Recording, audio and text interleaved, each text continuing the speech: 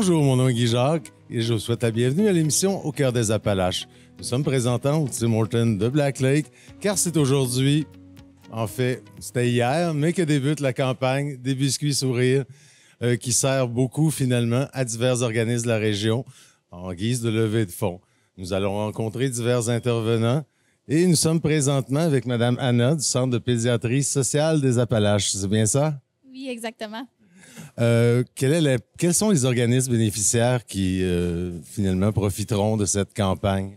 C'est 3 organismes de la région. Donc, il y a le Centre de pédiatrie, il y a l'Intercom et il y a aussi le RPH-PRT, qui est le regroupement des personnes handicapées de la région de Thetford. Pouvez-vous nous parler de votre organisme et de sa mission?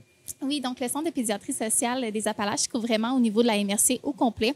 Donc, on vient en soutien à plus de 220 enfants en situation de grande vulnérabilité.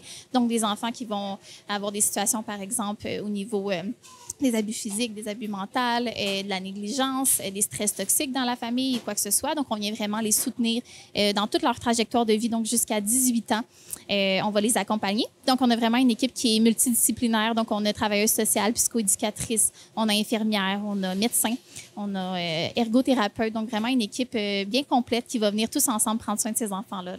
Une équipe multidisciplinaire à ce niveau-là. Ouais. Quels sont vos besoins actuels et futurs pour bien servir la communauté? Bien, c'est sûr que en tant qu'OBNL, premièrement, on a toujours besoin de financement. C'est pour ça aussi que les biscuits sourires viennent en ligne de compte, puis c'est super important pour nous. En plus, le Centre de pédiatrie a un modèle de financement un peu différent des autres. On est vraiment subventionné différemment, ce qui fait en sorte que, dans notre cas, environ plus de 70 % de notre financement, on doit aller le chercher auprès de levées de fonds, auprès de bailleurs de fonds, des donateurs annuels. Donc, toute entreprise ou même des particuliers sont invités à donner au Centre de pédiatrie annuellement ou à participer à nos levées de fonds comme les biscuits sourires. C'est une très bonne occasion de le faire, je crois bien, effectivement. Quelle a été finalement la montant amassée en 2024 par la campagne des biscuits sourires? Oui, ça tournait au complet environ autour de 59 000. Je me souviens plus du chiffre exact. Et après ça, ce montant-là se divise en 3 parties égales au niveau des 3 organismes de la région. Donc, on vient vraiment, là, même si on est à des Tim Hortons différents, on vient vraiment tout même dans le même pot et vraiment se diviser à part égale. Donc, quand vous encouragez un team ou une cause, bien, vous encouragez les 3 en même temps. C'est ce qui est génial, en fait, parce que ça vient vraiment regrouper les organismes ensemble. Oui. Et comment, au fond, les fonds sont-ils affectés? Est-ce que ça profite vraiment à tout le monde, j'imagine? C'est important pour vous concrètement? Bien oui, puis il n'y a pas $1 qu'on reçoit qui est mal investi. Je peux vous parler de plein de projets qu'on a en cours pour les enfants. On est beaucoup axé sur la thérapie alternative également, donc tout ce qui est zoothérapie, art-thérapie, musicothérapie, qui apporte énormément de bien à l'enfant dans leur développement, si ce n'est que la gestion des émotions, la gestion de l'agressivité, la motricité, les compétences sociales, tout ça, ça peut avoir de l'air très anodin. Par contre, il y a beaucoup d'enfants qui ont juste les besoins de base, ils sont en besoin. Donc, on peut vraiment mettre cet argent-là dans des programmes comme ça pour venir les soutenir là, également. Donc, ça fait vraiment une différence de ce côté-là. Comment s'est passée la période des commandes? Est-ce que ça a été très actif de votre côté? Oui, c'est toujours très actif. C'est ça qui est génial, c'est que c'est la semaine des biscuits sourires reconnue comme une semaine absolument folle, mais très positivement. Toutes les entreprises se mobilisent, toute la population se mobilise.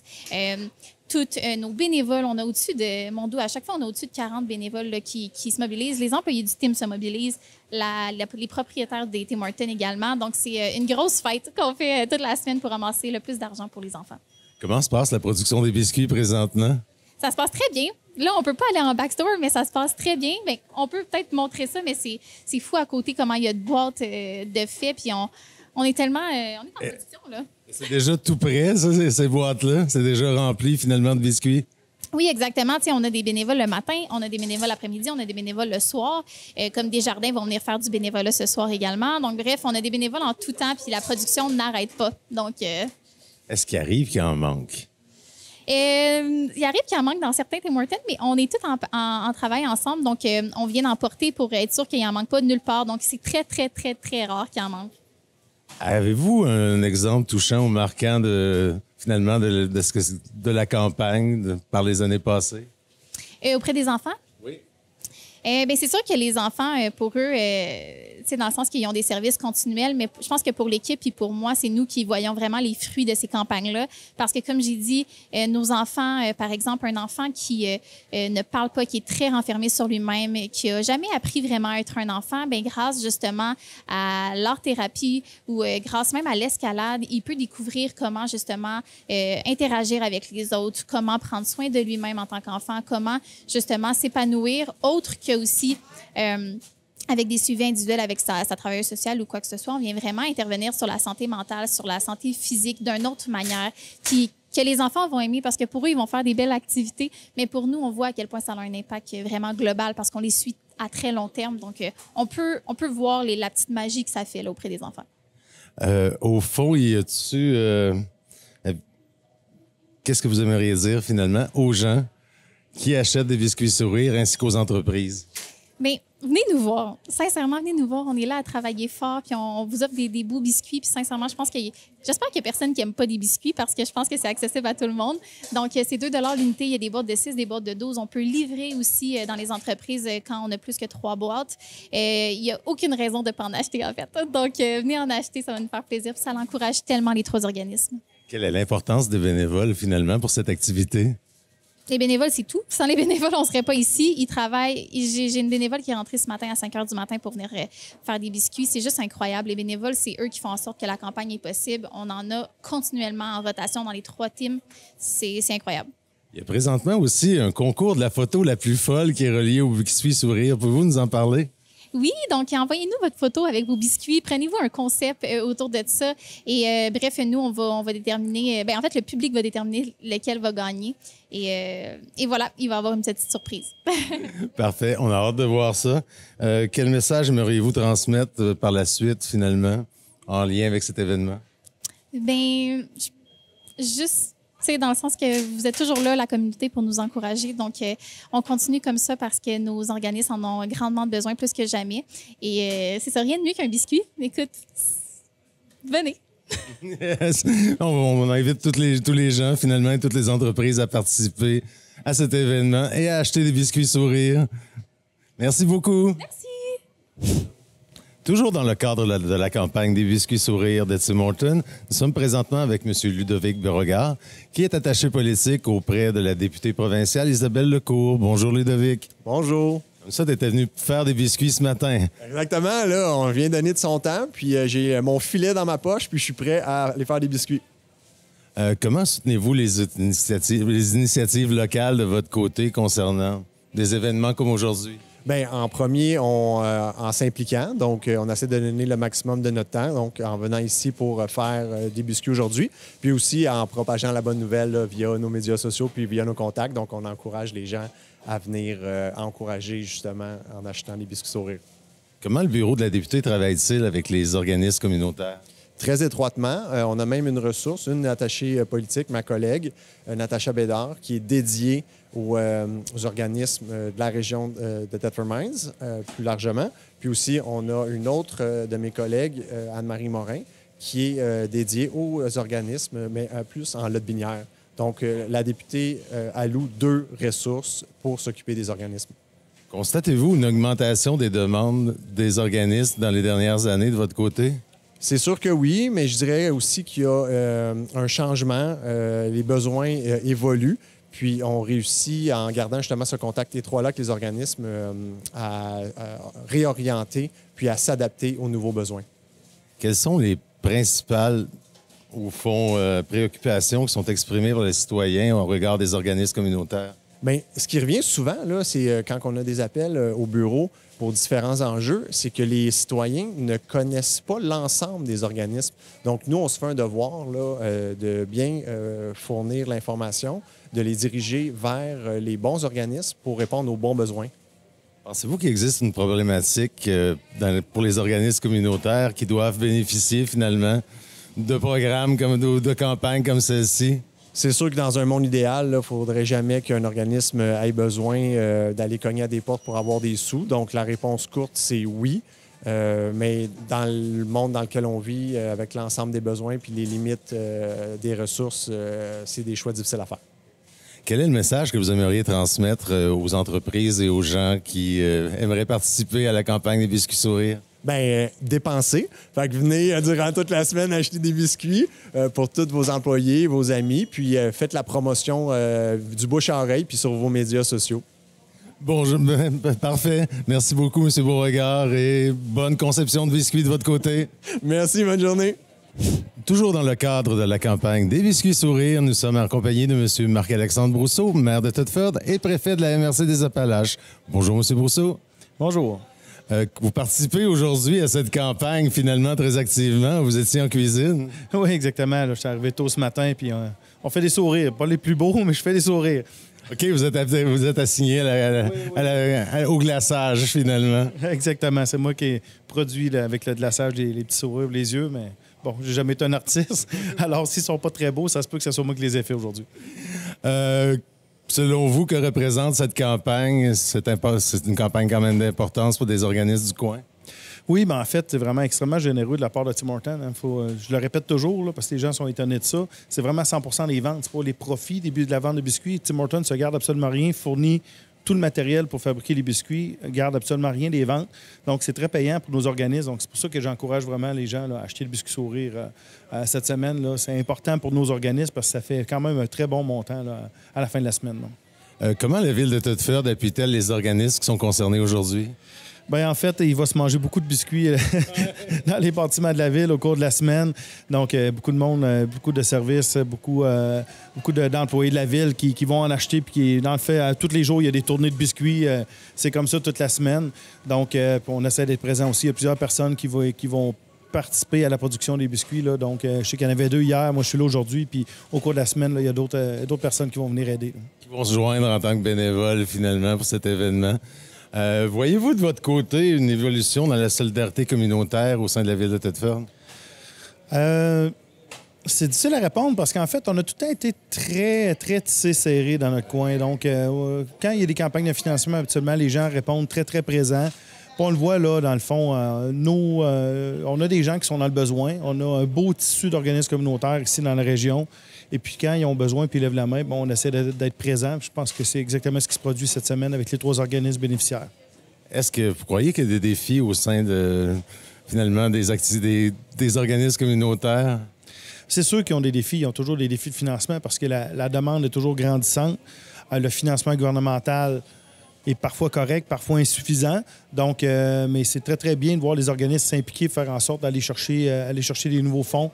Donc, c'est pour ça que moi, je regarde tout le temps sur d'un œil favorable. Là. Quand les organismes communautaires se prennent en main pour poser des actions, pour aller chercher du financement, pour répondre aux besoins de leur clientèle, c'est magnifique. Puis donc, c'est pour ça qu'on s'organise pour les appuyer. C'est quand même plaisant de voir que vous participez personnellement, finalement, à ça aujourd'hui. Si je vois que mes biscuits là, ont des sourires un peu particuliers, je dis « Hey, ça, c'est le maire qui les a fait. » C'est possible, mais pas vrai. Moi, j'adore ça. Là. Je m'amuse là, pour passer quelques heures ici là, à faire des biscuits, mais en même temps, lorsqu'il y a des bénévoles qui se prennent en charge, ben, je suis pas bon juste pour dire « Allez les aider ». En fait, j'aime donner l'exemple et être là moi-même aussi. C'est le fun de voir vous impliquer personnellement à ce niveau-là, c'est sûr. Je pense que ça doit être très apprécié aussi de la part des organismes.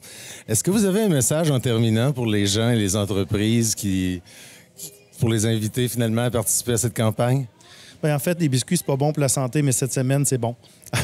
Alors, c'est le temps de tricher, c'est le temps d'en acheter le plus que vous pouvez, c'est le temps d'en donner un cadeau aux gens autour de vous. Je vous rappelle, 100% des ventes de biscuits, du montant récolté, s'en va directement aux 3 organismes. Donc, c'est le temps de tricher. Allez-y, gâtez-vous. Parfait. Je vous remercie beaucoup, M. Brousseau, et je vous laisse retourner à vos travaux. Merci. Merci beaucoup. Bonne journée. Nous sommes fiers de vous dévoiler aujourd'hui le fruit de notre travail. Une plateforme conçue pour favoriser l'échange de ressources entre entreprises. C'est un dispositif qui vise à réduire le gaspillage et l'enfouissement des déchets, tout en favorisant la création d'une dynamique d'économie circulaire et de synergie locale. Ce projet est issu de la SADC, c'est sûr, mais ça a la vocation de devenir une initiative collective. C'est ce qu'on souhaite. Sa réussite, ça dépend aussi de votre implication en tant qu'utilisateur, mais également comme promoteur et ambassadeur. Alors, ça va être important que les gens en parlent, que les gens s'inscrivent, que les gens l'utilisent. Ça nous tient à cœur que ça fonctionne, mais on ne veut pas que ce soit le projet de la SADC, on veut vraiment que ce soit le projet de la collectivité. Alors, je vous remercie pour votre attention et votre engagement. Puis, je laisse la place à Dranan pour faire la présentation. Donc, en défilant, une fois quand on arrive sur la plateforme, je vais vous présenter ça, c'est vraiment simple à utiliser et c'est gratuit déjà pour partir. Donc, quand on arrive là-dessus, vous allez voir qu'on a fait l'effort quand même d'avoir quelques entreprises sur le territoire avec qui aussi on a travaillé pour peaufiner l'idée de base et puis construire la plateforme pour répondre aux besoins parce que c'est les premiers utilisateurs.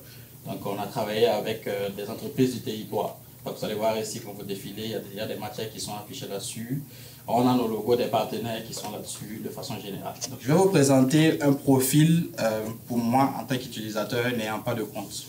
Et par la suite, on va voir qu'il y a une différence avec quelqu'un qui a un compte parce qu'on l'a fait de sorte que c'est à vocation, c'est destiné aux entreprises. Ce n'est pas pour les particuliers déjà pour commencer. Mais comme Nathalie l'a dit, c'est bien que les particuliers le sachent aussi. Ça pourrait être des ambassadeurs déjà qui vont permettre donc de diffuser la bonne nouvelle auprès des entreprises. Donc ici, quand on arrive sur la plateforme, déjà pour commencer, on peut faire une recherche à partir de mots-clés. Donc en utilisant les mots-clés que nous avons suggérés ici, ou sinon tout simplement. Est-ce que je te cache? Sinon, on peut venir ici puis saisir des mots-clés en fonction de ce qu'on veut retrouver sur la plateforme. Ensuite, vous allez voir ici qu'à gauche, vous avez des filtres aussi qui vous permettent de venir peaufiner, donc de cibler un peu plus votre recherche. Si vous voulez juste de l'acier, vous pouvez juste cocher acier, acier, aluminium ou juste de l'aluminium. Mais quand on coche le métaux, par exemple, on a tous les types de métaux qui peuvent apparaître également. Ça offre ici également la possibilité, donc, je vais juste enlever ça. La possibilité de venir ajouter ici donc des matières qui ont... Ça, c'est, vous voyez ici, je n'ai vraiment pas de compte pour le moment. Donc, ça permet de faire, de passer en revue toutes les matières qui sont disponibles. Et si vous voulez le partager avec des entreprises ou avec des gens que vous connaissez, par exemple, vous allez voir que quand vous venez sur les informations ici, vous pouvez venir juste ici partager la fiche avec une entreprise que vous connaissez qui aurait peut-être besoin du bois, qui pourrait l'utiliser ou le revaloriser. Donc ici, je reviens un peu plus en bas. Donc pour les matières qui ont déjà été, ça va être plus facile de vous montrer d'abord un exemple ici. Bon, ça c'est un test, je vais vous le montrer ici. Donc quand on arrive sur une première matière qu'on a vue, qu'on a ciblée, qui nous intéresse, il y a des informations qui apparaissent, des informations de base. Donc on a le nom de l'entrepreneur, de l'entreprise qui apparaît ici déjà, avec un logo. Ça a été rajouté aussi pour ceux qui avaient vu la première version bêta, il n'y avait pas la possibilité. Mais comme je dis, c'est des choses qu'on rajoute toujours au début. Donc ici, on a la possibilité également de manifester notre intérêt donc en envoyant un message qui va... Là, je n'ai pas de compte, je vais le voir plus tard quand on va y aller avec un compte connecté là-dessus. Donc de partager également, on va pouvoir le partager avec des gens autour de nous, même si on n'a pas de compte, on n'a pas encore créé de compte sur la plateforme parce qu'on n'est pas une entreprise ou parce qu'on est une entreprise, mais on vient juste pour jeter un œil. Ensuite, donc on a les quantités disponibles de matières qui ont été publiées, on a la fréquence de disponibilité, la quantité minimale que l'entreprise ou la personne qui a affiché, qui a fait l'annonce veut échanger, donner ou vendre pour être contacté. Donc ça c'est la quantité. Si vous voyez quantité minimale, ça veut dire que l'entreprise veut être contactée uniquement si vous avez besoin de 500 kg. C'est ce que ça veut dire ici. Et là par exemple, il met le prix de $100, c'est censé être pour la quantité de matière qui est affichée, donc les 500 kg. Mais là aussi, on y travaille toujours pour être plus précis là-dessus parce que ça peut paraître un peu flou à ce niveau-là. Il y a la procédure de ramassage aussi qui apparaît, qu'on peut voir. La période d'affichage. Donc là, ici, c'est affiché depuis le 28 février, mais la date de fin d'affichage n'est pas encore précisée ici là-dessus. Donc ça veut dire qu'on peut toujours contacter la personne qui a affiché le truc. Puis ici, on peut donner plus de détails sur la contamination de la matière qui a été affichée. Donc ici, vous voyez, ça vous donne la catégorisation de la matière que vous avez sélectionnée avec des suggestions de matières qui sont similaires. Donc vous venez ici, vous voyez qu'il y a du bois. Ici aussi, il y a du bois. Donc, ça vous fait des suggestions pour que si vous avez besoin d'autres matières qui sont connexes aussi, que vous puissiez contacter les personnes qui les publient. Ici, c'est pour les mettre dans les favoris. Je n'ai pas de compte, si je vais dessus, évidemment, ça ne va pas marcher pour le moment. Donc là, ça limite un peu les fonctions. On a vu ici la période ou les fréquences de disponibilité. Donc si je reviens un peu en arrière ici, je parlais de matières, des annonces qui sont expirées. Donc si c'est des annonces qui... vais mettre ça ici.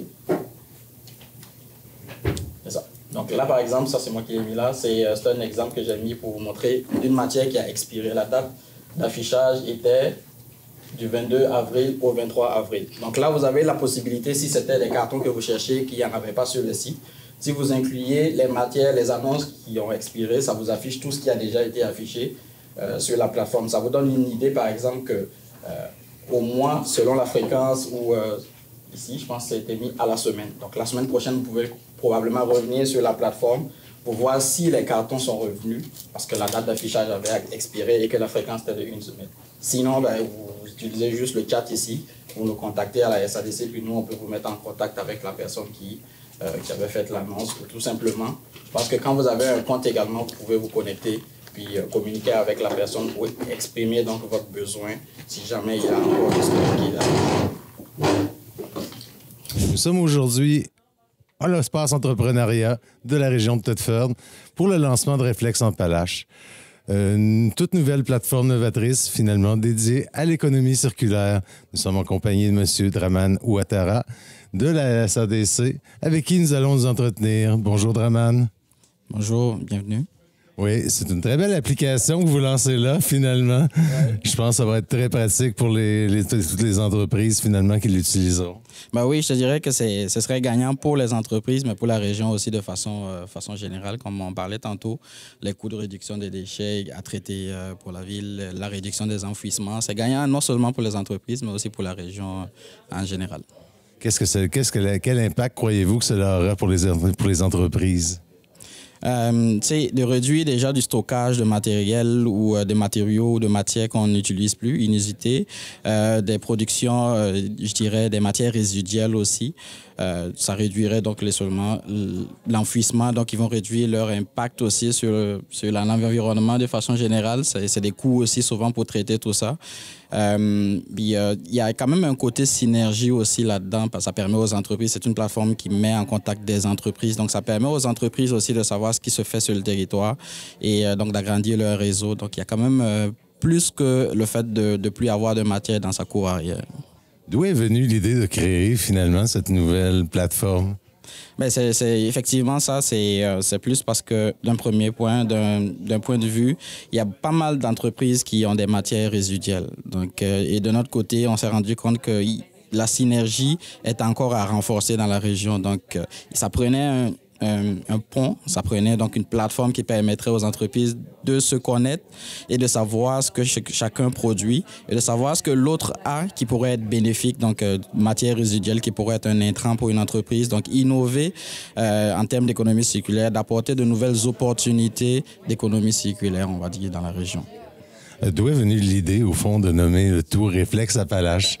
C'était d'inculquer ou de faire naître le réflexe, donc d'aller sur la plateforme quand on a, je sais pas, un lot de batterie, avant de s'en débarrasser, d'aller jeter un coup d'œil là-dessus. C'est vraiment ce réflexe-là qu'on veut que les gens aient, de savoir que tout ce qu'on a, on peut lui donner une seconde vie potentiellement, d'y penser d'abord avant de penser à enfouissement ou d'envoyer dans les décharges.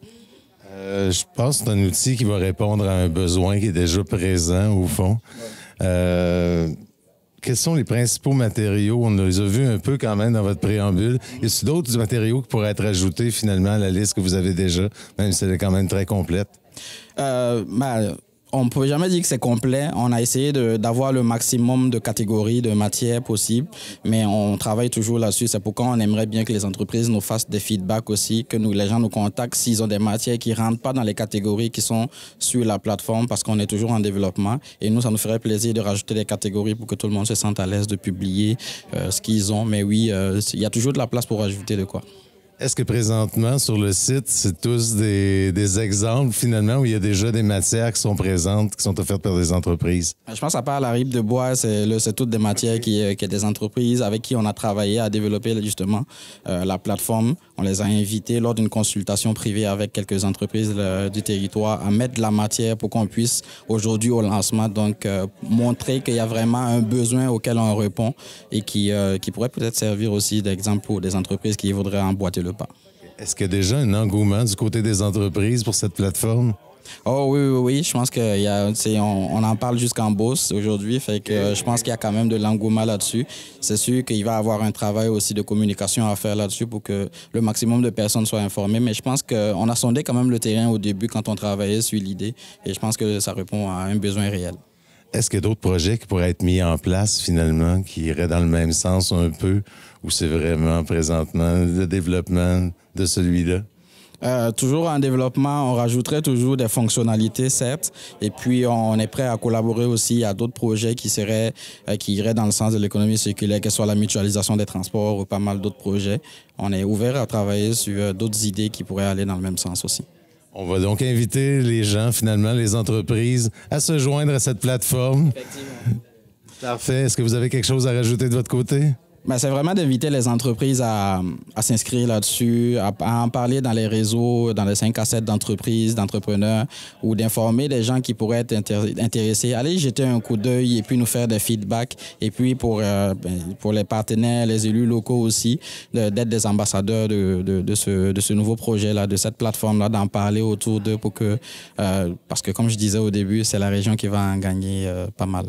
Yes. Et toute la région, et finalement, pour la récupération et finalement le développement à ce niveau-là, ça va être très intéressant. Je vous remercie beaucoup. C'est moi qui vous remercie. Puis bonne soirée. Bonne soirée. Toujours à l'Espace Entrepreneuriat, dans le cadre du lancement de Réflexe Appalaches, nous sommes maintenant avec M. Marc-Alexandre Brousseau, maire de Thetford Mines et préfet de la MRC des Appalaches. Bonjour, M. Brousseau. Bonjour. Quelle est l'importance de l'économie circulaire d'une telle plateforme pour la MRC des Appalaches? C'est important parce qu'on oublie trop souvent que les matières résiduelles ont un coût. On pense que se départir de ressources, ça ne coûte rien. Il y a quelqu'un qui vient chercher dans notre cours. Mais non, la réalité, c'est qu'il y a des coûts importants reliés à ça. Mais en même temps, ce que nous, on n'a pas besoin peut être une opportunité pour quelqu'un d'autre. Donc, l'objectif, c'est de mettre ces gens-là en contact. Donc, quelqu'un qui veut se départir de ressources, on veut faire en sorte que ça soit visible, que ça soit vu, pour qu'il y ait des personnes qui puissent en avoir besoin, qui décident de créer de l'économie avec le déchet d'une première entreprise. Quel est, selon vous, l'impact que ça aura pour les entreprises de la région? En fait, ça peut avoir un impact économique, évidemment, parce que peut-être qu'il y en a qui vont vendre au lieu de se débarrasser. Il y en a qui vont pouvoir créer de l'activité économique avec ce qu'ils vont aller chercher comme ressources.